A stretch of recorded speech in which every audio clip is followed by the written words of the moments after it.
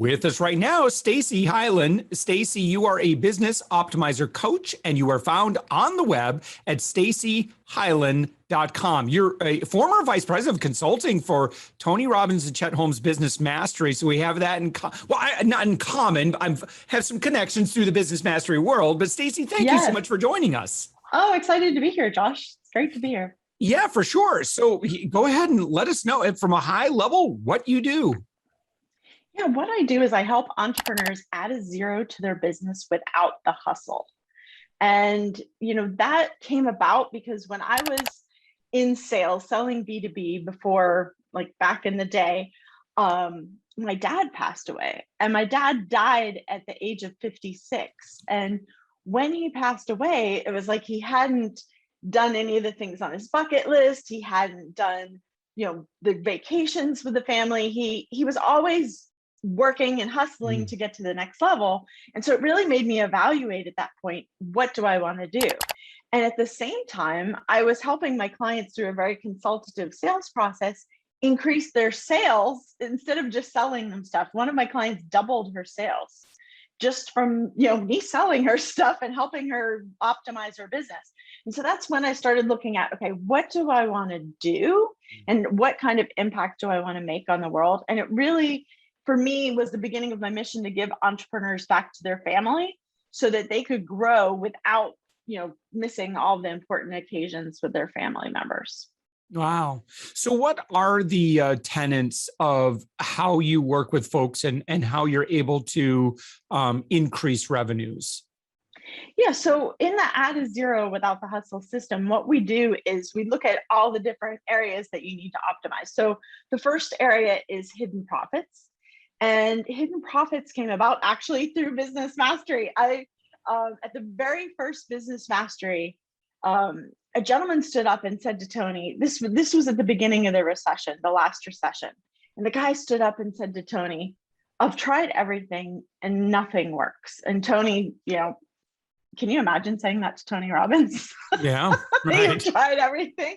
And so Tony said, well, what have you tried? And he said, well, I've tried, one or two things. And Tony said, well, okay, that's not everything. Like, how many times did you try those things? And the guy said, well, I tried a few times. And Tony said to him, well, what I'm hearing is you've tried a few things a few times, but then you gave up. What happened? And he said, well, I didn't have enough time. I didn't have enough resources with employees and budget to market.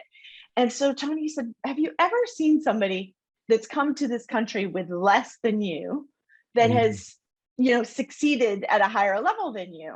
And the guy said, yeah, you see them in Entrepreneur Magazine and, Forbes. And he said, well, what is the difference? And he said, the difference is that they were more resourceful than you. So that's how the hidden profits came about. Is I started thinking, because of the recession, how can I help my clients be more resourceful with what they already have in their business and find these hidden profits that they don't see? So for example, one of my clients came to me. It was one of our very first coaching sessions. And he said, Stacy, I have to cancel. And I said, people don't usually cancel their calls. And I said, what's going on? He said, I just had $100,000 sale. And I was like, this is great. I was ready to do my happy dance with him. And he said, no, it's not a happy dance moment. And I said, well, how can this not be a happy dance moment? And he said, well, because this $100,000 sale was a prior client that has been buying from my competitor for the last 7 years. So this became known as the $700,000 mistake. And these are things like in the hidden profits of looking at, okay, here's this client that's been buying somewhere else for 7 years. What if, instead of waiting for the client to come back, what if we did a come on back strategy and reactivated those clients that have moved on, have gone to your competitors, or decided to do things on their own and put that strategy into place? Because a lot of times, I know you work with B2B clients, and a lot of B2C companies are doing reactivation on a regular, the dentist, right? They'll send you the postcard, they'll call you, they'll send you another postcard. They will get you in that door because they know people don't like to come to the dentist. But what I find is a lot of B2B people really don't take advantage of some of these strategies that you can really increase your cash flow very quickly by reactivating past clients that already like, know, and trust you, but might have, moved on for one reason or another, or just forgotten about you. Wow. Well, that's certainly a great idea. Is that very common? So when you sit down with a business owner, your job is to find those hidden opportunities. And I'll just tell you that it's very easy to miss, things that are maybe a little bit side out of our peripheral when we're in our business, because we kind of just get into our groove and someone with, from an outside perspective, yet knowing best practice can be incredibly valuable. Yeah, because I find what happens is that people, like you said, they get in their tunnel vision of like, okay, this is what we're doing. We're focusing on driving new revenue. We're focusing on bringing in new sales reps. We're bringing in, new marketing on Facebook or LinkedIn or whatever channel they decide that they're working on. And they're not looking at all of that hidden profit that they have that's right there in their business without doing any more marketing or advertising. I recently wrote a book. It's going to be coming out in the fall, Hidden Profits, More Clients and Cash. It goes through all of these profit points that you can find in your business that because people are always looking for that magic bullet. They're not looking at how can I mine the revenue that's already there from all the hard work I've already done. Yeah, I think about that. I think we just added up like our total number of clients. It's north that we've ever had for Up My Influence, and it's north of like 600-700 people. And when you think about that, even though you're not doing business already, one thing that you've got with those people is familiarity in a relationship. Like for whatever reason, it didn't make sense for them to keep doing business at the time. But that doesn't mean that they don't like you. And sometimes I think as business owners, we take that as a rejection. It means they don't like me. and it's like, look, there's already the familiarity to begin with. You don't even have to go through all that stuff, which in sales, I think is the hardest thing to get through is, just building a relationship of know, like, and trust first. And then, just starting a new relationship, starting a new sales relationship there's a lot of work to it. Yeah. And I mean, think of yourself, like somebody asks for some kind of referral or recommendation and you're like, okay, I know a guy, right? I know a guy who does that or a woman that does that. And you're racking your brain, like, who was that helps people with that? And you're like, what's the name of that place? And if you're not staying on top of them with your marketing, they're not thinking of you, that you're way back there in their head. So if you have already worked with them in the past, it doesn't mean that they wouldn't do business with you again if you gave them a good reason to come back. One of my clients, it's funny because she's not in B2B, she's in B2C, but what happened was she decided to reactivate her weight loss clients in December, which is the worst month ever to reactivate weight loss.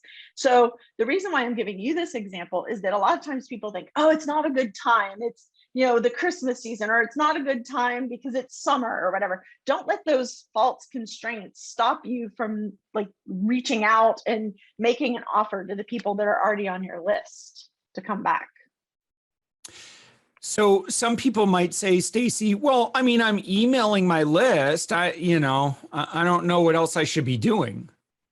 Yeah, well, that's a good point. I think email now, obviously you need to dig deeper into looking at your deliverability. You need to look at your open rates, the click-through rates and all of that. But I think what happens is that personal touch, sometimes it's that personal touch that really helps, like using some of the video software that's out there really easily, using a voice messaging and just say, hey, Bob, I see that you're blah, blah, blah, refer to something that they're doing on LinkedIn, let them know that you're seeing them and what they're up to and say, I had an idea for you.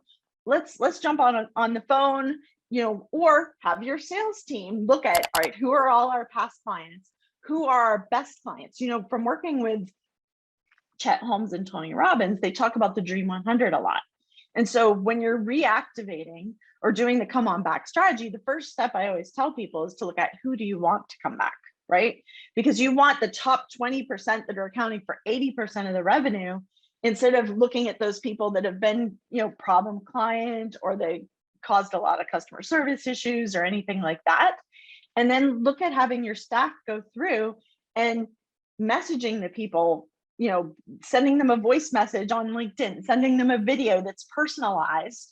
That goes a long way to actually getting back with somebody that you've worked with before, especially they feel like you've customized it. It feels personal, like versus, you see the email, or you see your email, it's just like so many things. It's like delete, delete, delete, delete, versus something personal. You're like, oh, Josh sent me a message. This is awesome. And you send out video messages. You're really good with that. Yeah, it definitely. So what might be some other things? I mean, in terms of like tactical ways of re-engaging with people, like what might this look like? Yeah, so I like the video or the calls, like the voice messaging and personal one-to-one. So here's, yes. I'm sorry, I didn't mean to interrupt. I just want to share this because I think this is so critical, is that, when I get an email, the very first thing I look at is like, well, I know who this person is. And so I'm like, is this one-to-many or is this one-to-one? If it's one-to-many, I'm just going to delete it. I'm too busy. If it's one-to-one, I'm not going to be a jerk, Right. And that's what I look for. Yeah. And that's why, like, going on their LinkedIn, going on their Facebook, going on their Instagram, finding some things that it's like, hey, I saw your daughter just won their soccer tournament. That's fantastic. Or I saw you guys just went on vacation, or I saw you just launched this new product. But like, actually make a reference to what they're doing right now. So it seems like you're engaged with them, as opposed to just like, hey, buy my stuff. Right? Because that's not attractive to say like, hey, I'm reaching out to you, just buy my stuff. No, you need to have some interest in them as a person as well. One of the things that if you have a sales team, or depending if you're doing the sales work yourself, is to go and engage with them on social media also before you even reactivate them. So it's not just like, oh, you're coming out of the blue. Go like some of their stuff on LinkedIn, go comment, go share their stuff. Actually have interest in them as a person. Now, you did Dream 100. So you did the business mastery. You were a presenter there. And so, the Dream 100 strategy that Chet Holmes, I was so lucky to be working with him. If you haven't read The Ultimate Sales Machine, go grab that book. It's awesome for anybody watching. But what it is, it's like, how do you get through the marketing clutter to reach those people? And one of the things that we've done is send lumpy mail, right? So everybody's like, oh, do internet marketing, do all of these things that are bulk, versus what about sending somebody something in the mail that they're like, you've sent direct mail pieces, right? You even send a postcard to me as someone being on your podcast to let me know like, hey, you're a real person, which was awesome. I love that. So with my clients, like, for example, one of my clients in the logistics industry has gone from 6 to 8 figures, right? We've done that by being really clear on what's that segment of the market that he wants, like who are his dream clients.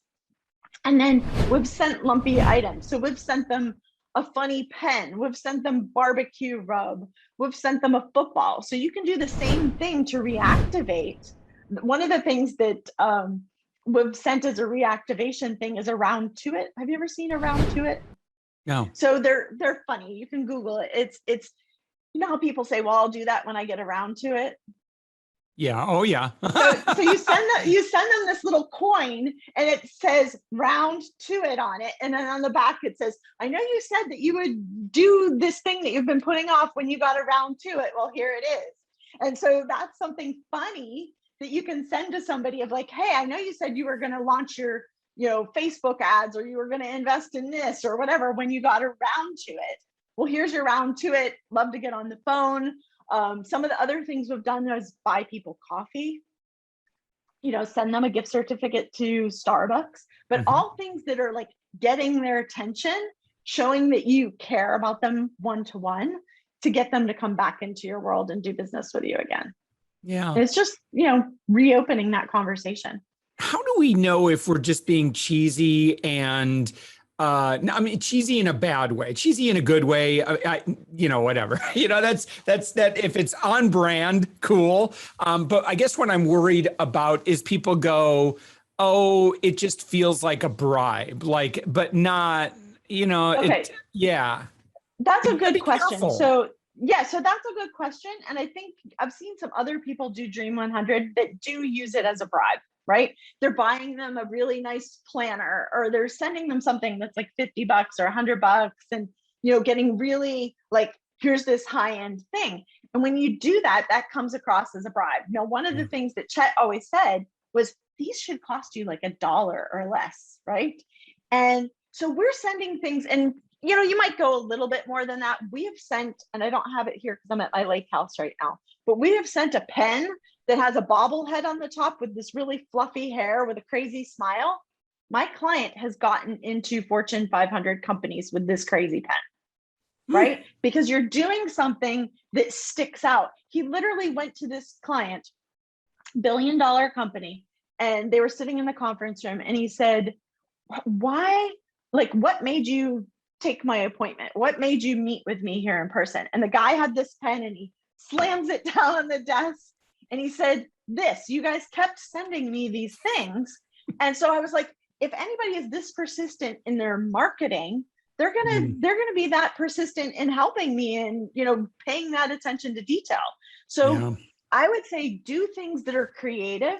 But one of the things that we do in the Add a Zero Without a Hustle is look at how to move you from being a commodity to being strategic and becoming a couture brand. So to give you an example, with that client that's in logistics is one of those commodity things, right? And I think a lot of companies are finding themselves in a commodity space now. Like, people are buying on price, they're comparing prices, they're like, send me a quote. And so what we did is, because he was a boutique level brand competing against $100 million companies, billion-dollar logistics companies, we had to get creative. So what we looked at is, if you looked at his perfect clients, who are B2B clients that were between $300 and $800 million, right? Those people, we looked at what was their pain, what was keeping them up at night, what was driving them crazy, what was costing them problems in their business. And then we looked at the flip side of that, is what is the thing that they want? What do they want to move towards? Tony Robbins says you do things for two reasons: to avoid pain or to move towards pleasure, right? So we looked at those things, and then we looked at, all right, well, if this is their pain and this is what they want, how do I help them with that from a boutique company competing against all these big brands? And what we decided was that when companies used a logistics company, for example, if you are a high level company, you had, B2B sales are not overnight, right? So what happens is, some of these clients were selling, very expensive equipment that would be a 6-month sale, a 3-year sale, a 5-year sale to get it into the hospital. But what would happen is, when it was delivered to the hospital, it would go to crap, right? So what would happen is, it would get stuck on the loading dock. It wouldn't be, they'd shut down their whole diagnostics department in the hospital to get this piece of equipment delivered and take out the old one, and it wouldn't come on the day that they said. It would be stuck in the hallway because they didn't have the right equipment. It wouldn't be put together. So what we looked at is, instead of saying, let me quote you, let me position on price, which we're never going to beat that billion-dollar, $100 million company, we said, let us help you make logistics a value add in your sales process. What if, when you spent all this time and money marketing your sales team, training your sales team, getting that salesperson to get an appointment, they make the sale, and now you're ticking off your customer, the very last touch you have in the sales process when it's delivered? What if instead we make that a value add? What if your client was so happy when their stuff was installed smoothly, when it was a super great process, because they're used to logistics company being a train wreck. So that, when he calls or emails or talks to people in the marketing, when we position it like that, it makes people say, okay, tell me more about that. How can logistics be a value add in the sales process? So that's when we're looking at, how can we be more strategic and like a couture solution instead of a commodity that people are shopping based on price.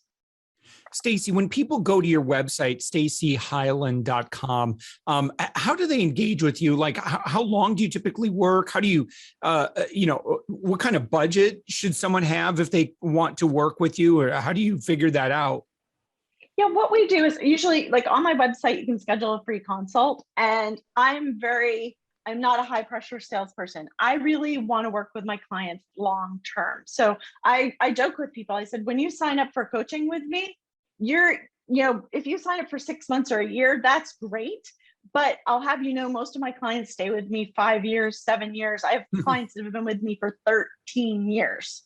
So it's because they're getting a return on investment that they're spending the money, but it's coming back to them in multiples. So, the average client, I would say, stays with me for at least 3 to 5 years. And like I said, some are much longer term, but most people, they're spending, $30,000 to $50,000 to invest in the coaching and start to look at how we can optimize their marketing, their sales process, and all of that to get more clients and also have the freedom that you want to enjoy that.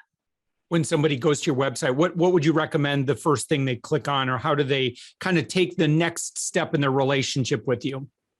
Yeah, I would just book a call and get on the phone and let's look at your business. Let's look at, what sets you apart in the marketplace. What are some of the challenges that you're having that are keeping you from reaching that next level that you have? Because what you had said earlier, right, is that we get so laser focused that we can't even see some of the things that we have that we can make a quick, tweak, and it increases your sales exponentially. So not everything needs to be a hard slog of launching a new thing and, creating a new campaign. It can be very simple and easy to make some of these things that'll really help make a difference. That people can just really see how they can do this with still having, like, my clients say, I can still go golfing once a week. I can still, one of my clients said to me during the pandemic, he said, Stacy, he said, I see my friends who have $100 million company. And he said, that guy, his family, like, they don't even want anything to do with them. And he said, I'm so happy. Like, I've gotten to 10, to 8 figures. And he said, I was able to take my daughter to a retreat out, to my ranch for the weekend, like take a few days off when she needed some help during that coronavirus. And that, he said, that is so worth it to be able to build a business in a sustainable fashion for your life as well. But I'm happy to talk to anybody that wants a little bit of support. Stacy Hylen, business optimizer coach. You are found on the web at stacyhylen.com. That's Stacy with an E, STACEYHYLEN.com. Stacy, Right. Thank you so much for joining us. Thanks for having me, Josh. And everybody, remember, don't just learn, implement everything you listen to on this podcast, because it's really going to make a difference for you guys.